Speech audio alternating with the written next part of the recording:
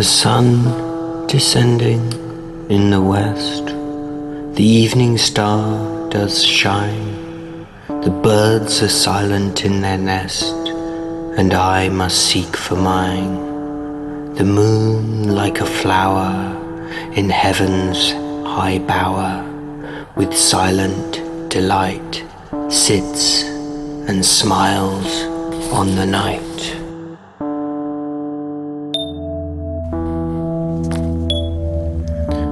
Farewell, green fields and happy groves, where flocks have took delight, where lambs have nibbled, silent moves the feet of angels bright. Unseen they pour blessing and joy without ceasing on each bud and blossom and each sleeping bosom.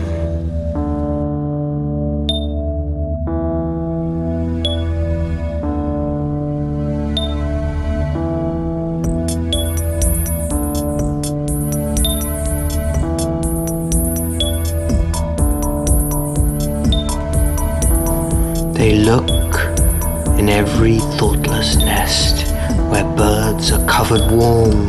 They visit caves of every beast to keep them all from harm.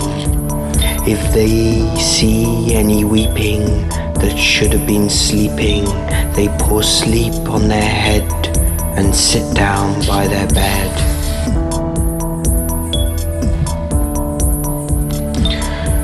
When wolves and tigers howl for prey, they pitying stand and weep, seeking to drive their thirst away and keep them from the sheep.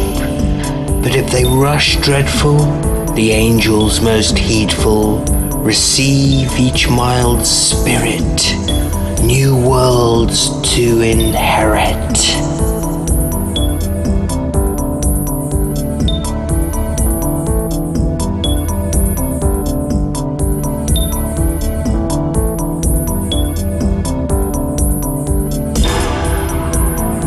And there the lion's ruddy eyes shall flow with tears of gold, and pitying the tender cries, and walking round the fold, saying, wrath by his meekness and by his health sickness is driven away from our immortal day.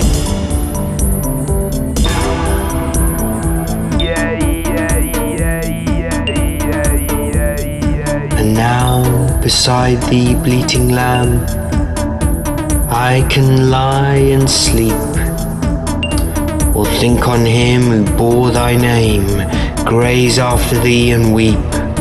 For washed in life's river, my bright mane forever shall shine like the gold as I guard over the fold. As I guard over the fold.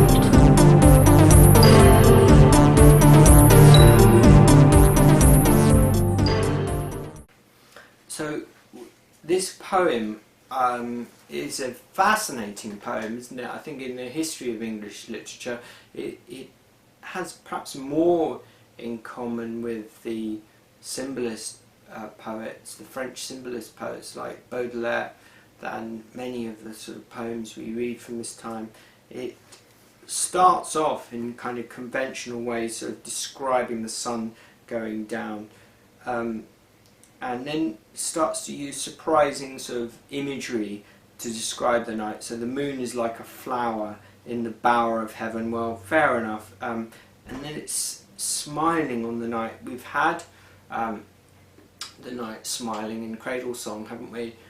It's an important image for Blake, isn't it, that there's a kind of smiling aspect to the night. The night is personified, the night is a person, that when we're in nighttime, we're part of a being, aren't we? We're part of something which is not dead and inert, but is actually totally alive in itself and has a personality, and that personality is a smiling personality, is a happy personality.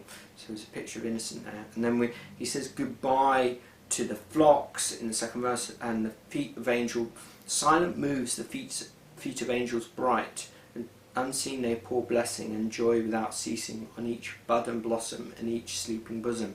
So we have this image, haven't we, of the angels pouring their blessing and joy upon every object in the world. Back to an idea we've had in the Songs of Innocence, that every object in the world is divine and human at the same time. They look in every thoughtless nest where birds are covered warm. They visit caves of every beast to keep them from harm. If they see any weeping that should have been sleeping, they pour sleep on their head and sit down by their bed. So these guardian angels bringing safety and sleep to the world as they go about. And then the poem switches, doesn't it, into this rather sort of surprising and surreal tone. When wolves and tigers howl for prey, they pitying stand and weep, seeking to drive their thirst away and keep them from the sheep.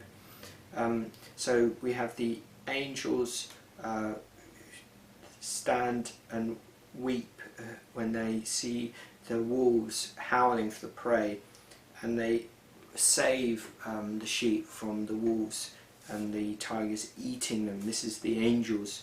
But if they rush dreadful, the angels most heedful receive each mild spirit new worlds to inherit. So if the wolves and tigers do sort of eat up the sheep, the angels embrace them and take them to new worlds, take them to heaven, which is where they will inherit. You know, so there is a sense the angels can't save everything from death and destruction, but they can take them to a better place.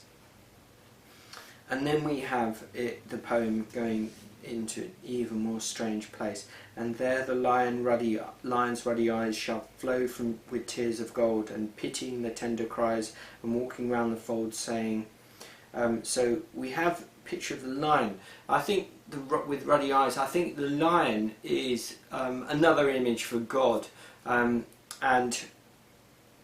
the lion ends the poem with their speech. Wrath by his meekness and by his health, sickness is driven away from our mortal day. So anger has gone, and sleep can come in the night because the anger is gone.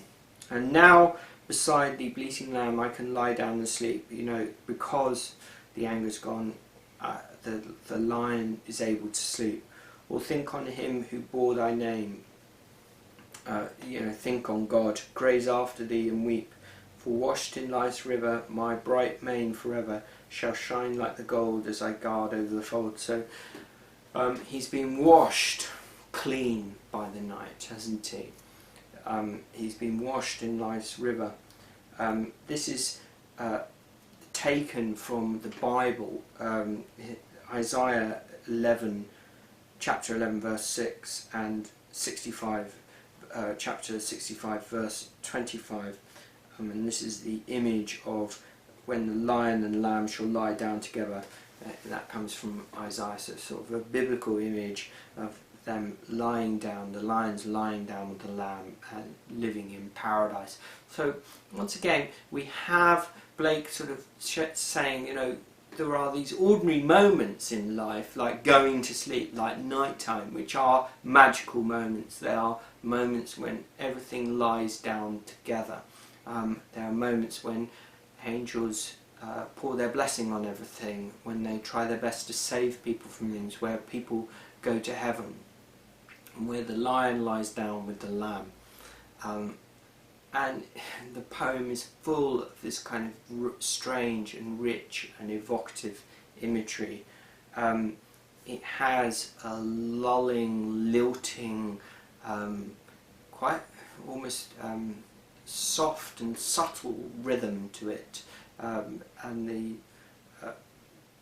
the actual rhyme scheme is quite delicate too, emphasising his key ideas.